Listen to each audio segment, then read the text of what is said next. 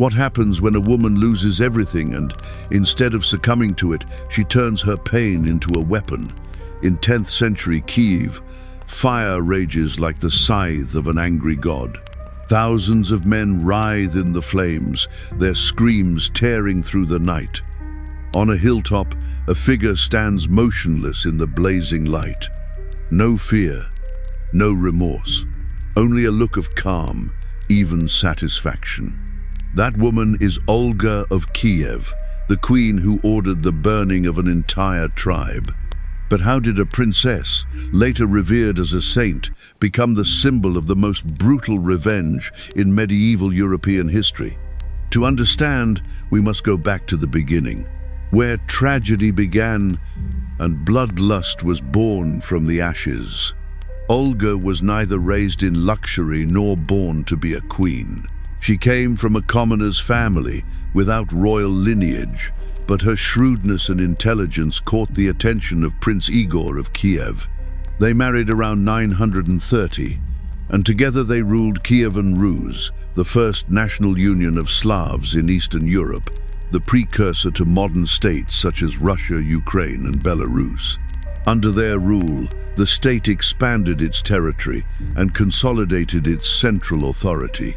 But this unity was not without tensions, especially with the surrounding tribes, who were reluctant to pay tribute and obey Kiev's laws. One of the most vocal opponents was the Drevlians, a group living in the western forests who had repeatedly clashed with Kiev over taxes and land. In 945, a tragic event occurred. Prince Igor, finding the Drevlian tribute too small, returned to his homeland to demand more. It was a misstep. Feeling oppressed and humiliated, the Drevlians decided to end his reign in a way that history would never forget. They captured Igor and executed him in a barbaric ritual. 2 saplings were pulled down, tied to his legs, and released. When the trunk sprang back, the prince's body was torn in 2. The death was more than an execution, it was a declaration of war. From that moment on, the Drevlians no longer considered Kiev their center of power. Little did they know that this act would awaken a fury beyond their imagination. Igor's death did not end. The dynastiate aroused a terrible rage in the widow. When the news reached Kiev, Olga remained with her 3-year-old son, Sviatoslav. In the eyes of the Drevlians, a woman and a child were no threat. Believing that they could control the situation, they sent 20 distinguished envoys to propose marriage on behalf of Prince Mal, hoping to unite the 2 sides. Olga welcomed them warmly. She had them carried in boats through the Citya honor that made the Drevlians feel respected. But they did not know that they were walking into a trap that had been prepared in advance. A large pit dug in the middle of the palace courtyard. When they reached it, the group was thrown into the pit. Olga stepped to the edge and looked down. "Does this honor please you?" she asked, her voice emotionless. Then she gave the signal. The servants began to fill in the dirt, shovel by shovel. The screams of those buried alive echoed as she stood in silence. This was only the prelude to the symphony of blood she was about to compose. Unaware of the tragic fate of the first envoy, the Drevlians were delighted to receive news from Olga.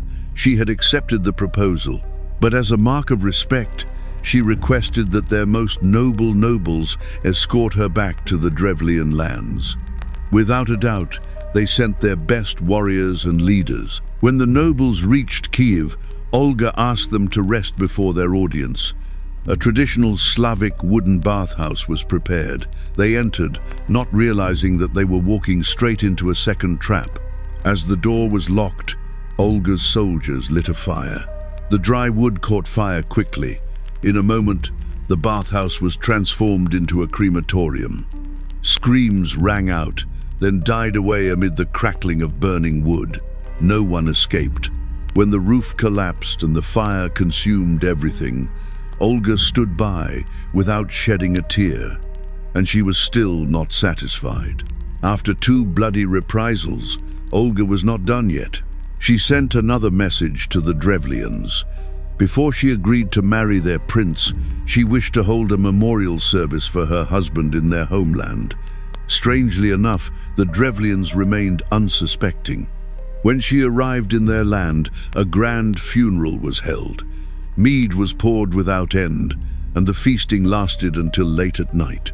According to ancient records, Olga told her soldiers to stay sober throughout the ceremony, while constantly serving drinks to the Drevlians. She walked between the tables, encouraging the guests. "Drink in honor of my dead husband." As darkness fell, hundreds of Drevlian warriors were drunk, defenseless, and then, when the moment had come, Olga stepped onto a high mound of earth reserved for the dead and gave the signal. The sword was drawn in silence. Her soldiers began an organized massacre. No one was sober enough to run. Ancient records say that more than 5,000 died that night. Blood mixed with wine. Corpses littered the fields that had once echoed with laughter. As dawn approached, Olga is said to have walked among the corpses, examining each face to make sure that not a single one had survived. Even the massacre of thousands did not appease Olga. She returned to Kiev, gathered a large army, and exactly 1 year later, in 946, she personally led a campaign to the heart of the enemy, the city of Iskorostan, where her husband had been brutally murdered. Having heard of her cruelty, the Drevlians did not dare to risk confrontation. They locked the gates and decided to hold out. The siege lasted for months. The people inside resisted stubbornly, and Olga's troops could not breach the thick walls. When she realized that force was not working, she switched to a more subtle and sinister strategy. A delegation was sent with a message of peace. "I have taken revenge 3 times. I will not ask for gold or silver, but only ask each house to give 3 doves and 3 sparrows as a symbol of the end of the feud."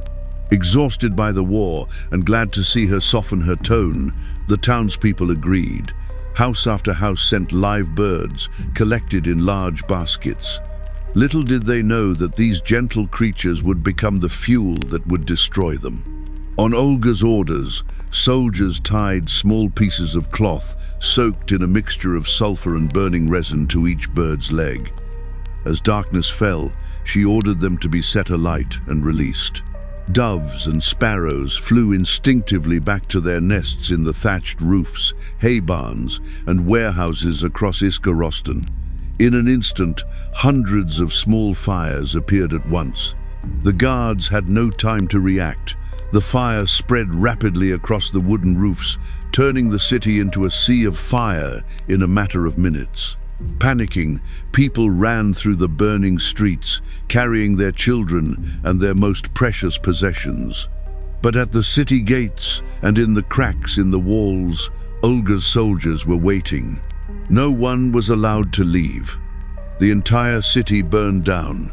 Thousands died, burned. Those who tried to flee were killed without mercy.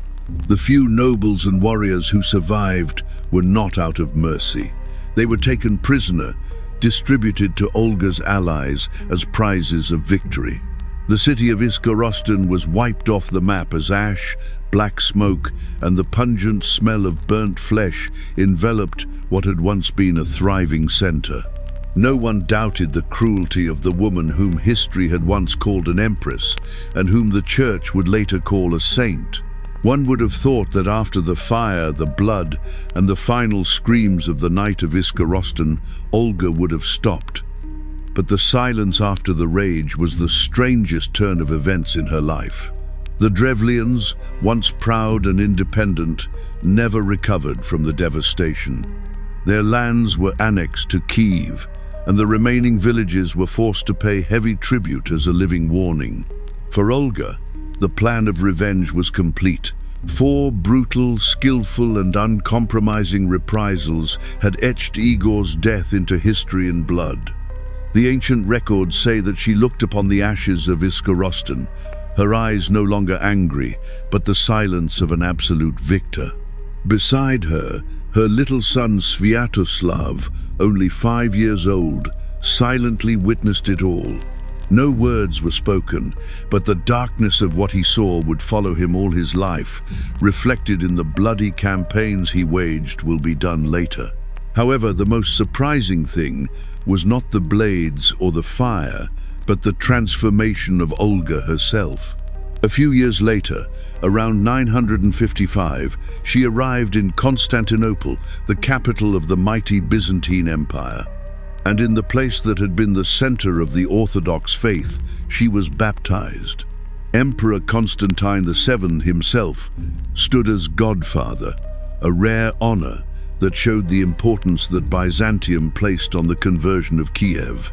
Ironically, the same chronicles that recounted Olga's massacres now hailed her as a symbol of the victory of the cross over paganism. The woman who had burned the city, burned men, women, and children alive, was now welcomed as a new believer, blessed and raised up as the first light in the pagan darkness of the Slavic East. Returning to Kiev, she brought her new faith with her and spent the rest of her life sowing the seeds of Christianity in her land. She built churches, worship, welcomed missionaries, and relentlessly persuaded her people, including her own son, to abandon the ancient gods. And that is the paradox of history.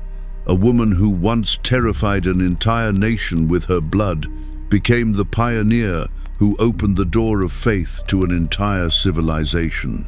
One can argue about her morality, but no one can deny the power and strange transformation of Olga of Kiev. Ironically, the child who had witnessed his mother's iron fist rejected the faith she had embraced. Sviatoslav, raised as a conquering warrior, continued to worship the ancient gods, turning his back on the Christianity that Olga had brought from Constantinople. Thus, the conversion of Kievan Rus came not from her son, but from the generation after her grandson, Vladimir the Great, who would officially make Christianity the state religion in 988. When Olga died in 969, another shift began. This time not in battle, but in the way history viewed her. Christian chroniclers, eager to create a sacred pedigree for the Kievan dynasty, began to highlight her piety and dilute the bloodshed she had sown. From a person who burned and buried her enemies alive, Olga was reborn as a beacon of light for the faith. As the centuries passed, the process of deification that culminated in her canonization by the Orthodox Church, making her the patron saint of widows and those who enter the faith. But this honor does not erase the paradox of her legacy. On the one hand, she was an extraordinary leader, a woman who consolidated power in a world dominated by men and opened the door to the Christianization of Eastern Europe, a turning point that would shape the region's identity for a millennium. But on the other hand, her campaign of vengeance against the Drevlians is still remembered as one of the most systematic atrocities of the Middle Ages. It was not wantonly violent, but coldly calculated cruelty, shocking even by the grim standards of the time. Today, if you walk through Kiev Square, you will see a statue of Saint Olga standing tall, a majestic, solemn figure, carved as a symbol of wisdom and virtue, happiness. There is not a trace of the fire that once consumed Iskorostan. And in hundreds of Orthodox churches across Eastern Europe, you will see her in holy gold, her head crowned with a halo, her hands holding a cross, not a drop of blood present in the icon. It is hard to imagine that the woman who ordered the burning of a city, who looked down upon mass graves with equanimity, is commemorated in gilded statues in churches, haloed and cross in hand. Olga's cruelty was not erased. It was transformed, edited, rewritten, blessed. Her warrior son, whom she raised in ashes and blood, rejected the faith she had chosen. But a generation later, her grandson Vladimir fulfilled his sacred mission, baptizing an entire kingdom. and from there, the light of Christianity shone on a land once engulfed in fire. She was called the first sower. But what seed could grow from the ashes? And what faith could be placed on the foundation of a scream? The story of Olga of Kiev is a test of history's conscience, a question with no easy answer. When a person builds lasting values, but uses limitless violence to achieve them, should we call them saints or transgressors of the last moral limit?